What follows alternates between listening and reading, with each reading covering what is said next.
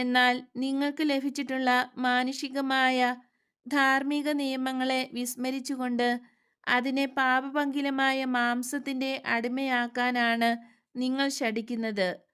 അങ്ങനെ നിങ്ങൾ പാപികളായിത്തീരുന്നു.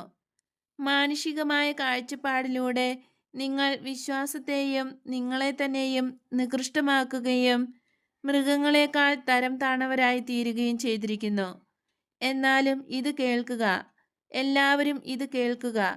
സത്യദൈവം നിങ്ങൾക്ക് തന്നിട്ടുള്ള പ്രകൃത്യാതീതമായ ധാർമ്മിക നിയമം നിങ്ങൾ ഗ്രഹിക്കുകയും തൽഫലമായി ദൈവഹിതപ്രകാരം പ്രവർത്തിക്കുകയും ചെയ്യും.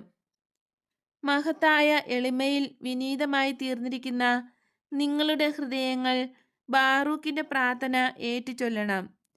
നിങ്ങളുടെ ഈ എളിമ ഒരു അധപതനമോ അസ്ഥിരതയോ അല്ല, നേരെ മറിച്ച്